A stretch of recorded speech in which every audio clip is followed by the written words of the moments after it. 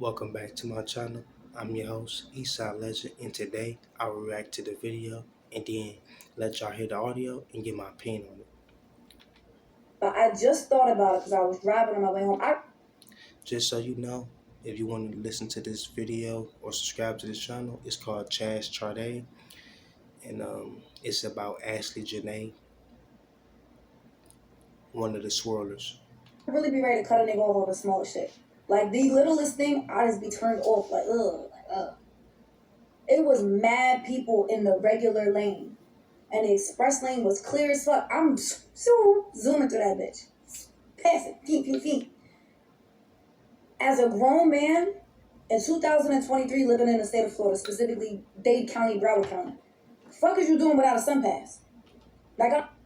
So just so you know, this story may be a couple years old because she say 2023. We all know it's 2026, but this story about a black girl named Ashley Janae. She was living some soft life, and she was in an interracial relationship. So Honestly, you want to just vibe in traffic. Vibe. Could take you 15 minutes to get somewhere. You want to chill out for the next 45 minutes sitting in a regular lane for what? It ain't gonna work with me, baby. It ain't gonna work. It ain't gonna work. I ain't gonna lie. I'm talking about, yo, babe, get over into the express lanes fast. Da, da, da. Nah, like I ain't finna do all that. Bitch, if you don't drive over them fucking cones and get home. By now, you may have heard of the tragic story between. so the girl they talk about, she from Miami. Her name Ashley Janae. She it's a Miami influencer. Ashley Janae found dead in Tanzania hotel. Fiance claims suicide, but family and friends are demanding answers. What y'all think about that? Do y'all think the fiance is innocent, or do y'all think he guilty? Because it sounded like this girl was found dead in some hotel, and he was the last person seen with her when she was alive. Tragic. Self-proclaimed soft life divester Ashley Janae and her white fiance, Joe McCain. And the story involves a whirlwind romance, a dream Zanzibar trip, and suddenly a tragic unaliving. Before I cover off this story, I want to first address the elephant in the room. I've covered off a lot of divested disasters. I've covered off a lot of swirling sagas, unfortunately.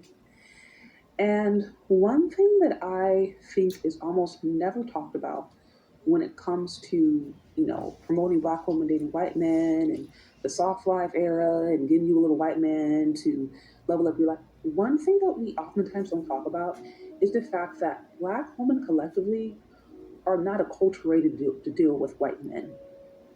Black women collectively are not acculturated to deal with white men, and specifically the wealthy white men that they say that they want. And the reason I think that's really important to understand is because let's say you have an attractive black woman. She's fit, she's feminine, she's friendly, she's able to get attention from men of other races, specifically white men. Let's say you have that. And let's just say, even for a little bit of time, she's able to put on her sweet divester voice. She's able to try to talk a little bit more quietly. She's able to behave in a kind of way that she feels those non black men are going to appreciate. Let's just say she's able to do that. When she gets angry, when she drops her guard, that attitude starts to show, that neck starts to pop, starts to roll, her finger starts to move, she starts to get in your. And she right about that. They can go over there and divest and, use their customer service voice and listen to some pop music or whatever they listen to. But just like Chance they said, when they get bad, oh boy, they true colors really show. They true colors really show. And you would think like, oh, these divestors, they so happy, they so in love.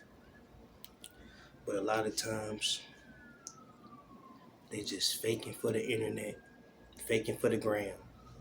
She starts to be who she is, and she starts to talk the way that black women collectively have been acculturated to talk to each other, to black men, okay, she starts to channel that sass.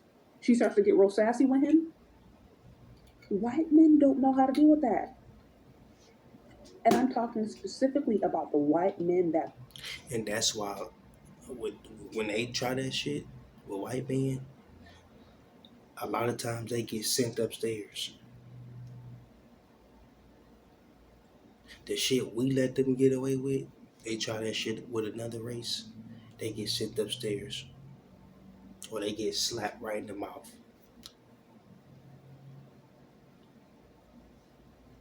these women want, because let it be clear, there are a lot of these black ladies who are, they want the soft life, they're promoting the soft life, they desire the soft life. They are desiring white men with resources, with status.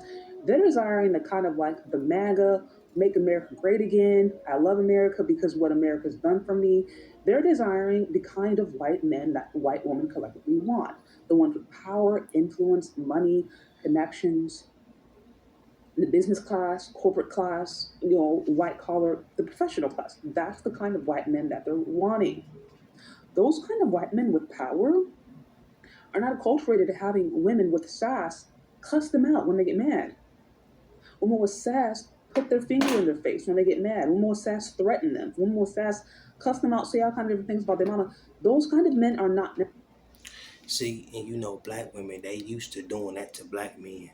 That's where they get that from. They used to, hearing their mom and aunties put down, black men all the time. So by the time they was 18, 19 years old, they already knew to go straight for your manhood, and they know exactly what to say to get under your skin.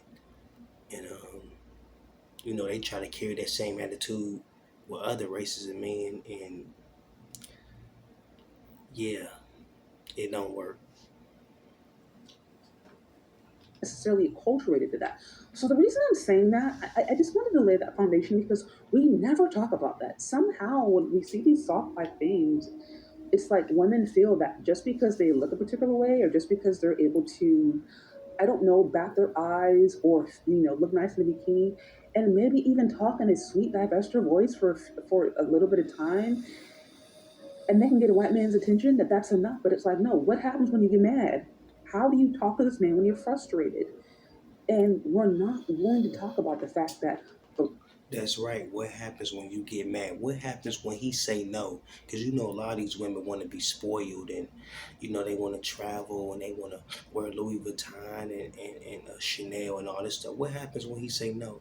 What you gonna do? You gonna leave him? You gonna cheat? You gonna start a fight? Like, what you gonna do? black men are acculturated, black men are accustomed to dealing with black women's attitude. White men are not. Black men and black women, they will go back and forth. They will yell at each other. Black men grew up with mamas yelling at them, calling them all kind of N-words, cussing them out, saying all kind of different things.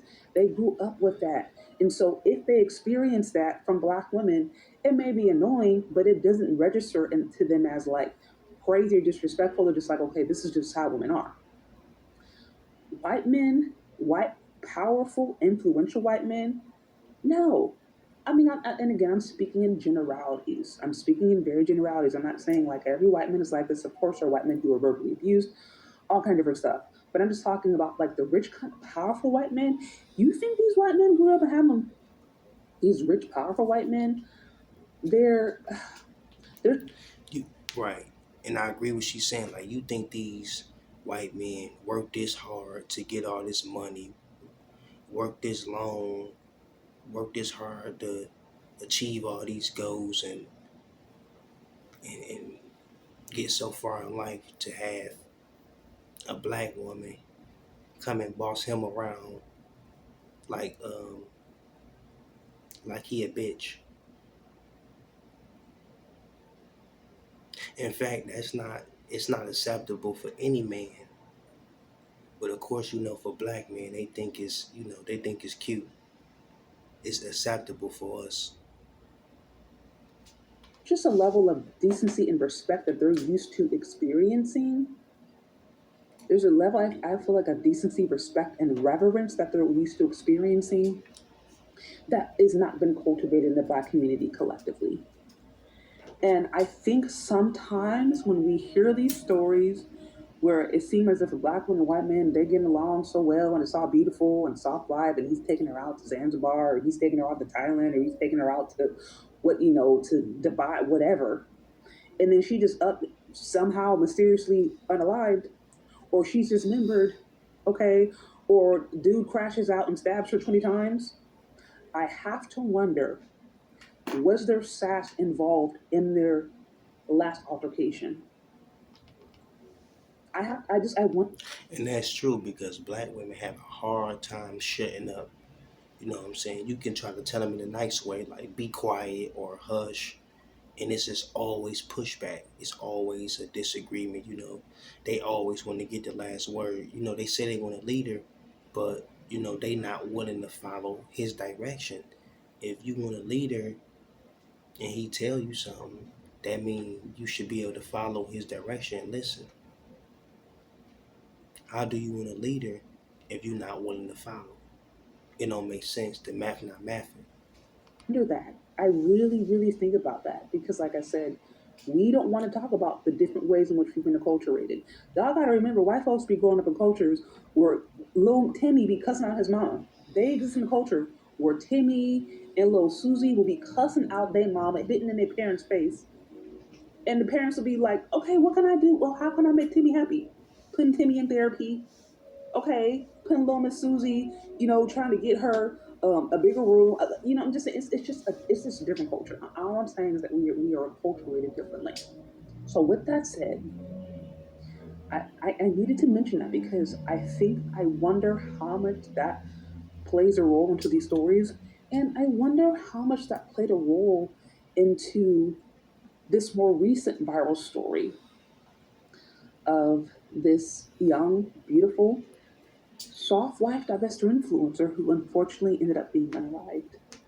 I actually think it's tragic. It's And it's crazy because every time they get with these white men, they assume they're going to have a soft life. They assume they're going to be able to travel and go all the places they want to go and be able to go to all the malls and shop and get everything they want. But most people are average. And even if you do happen to get to one of these guys, they probably got other women anyway. But you got to ask yourself, what makes a man want to kill a woman? Is it cheating? Is it disrespect? Is it lying?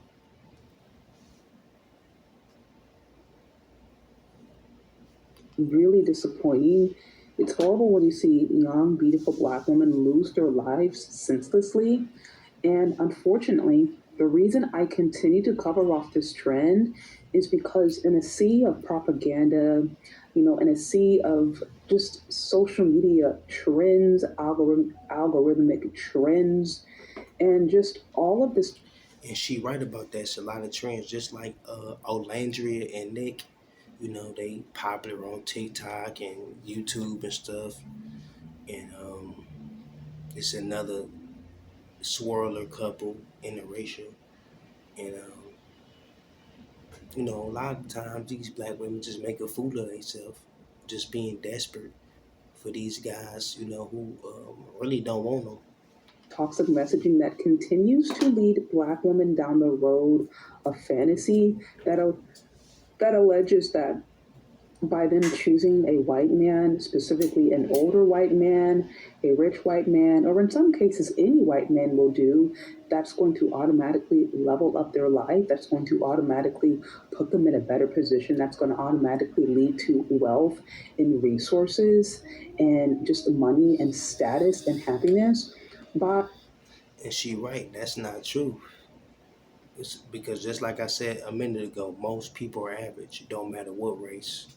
by these messages continuing to go out to young girls year after year, decade after decade, we see the same thing happen.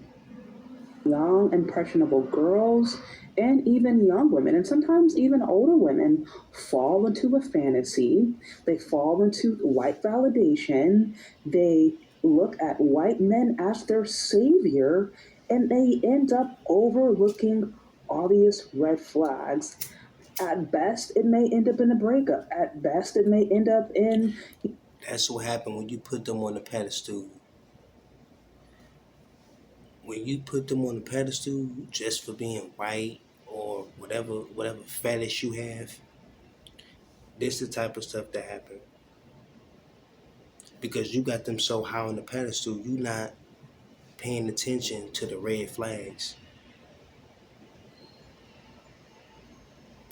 Maybe a baby daddy situation or their heart being broken. At worst, they end up on the 10 o'clock news or making headlines because they're no longer alive. Yeah. At Aldi, we don't have massive store. I'm your host, Eastside Legend. Subscribe to my channel. Like, comment, and share. If you want more videos like this, comment down and let me know. I need this.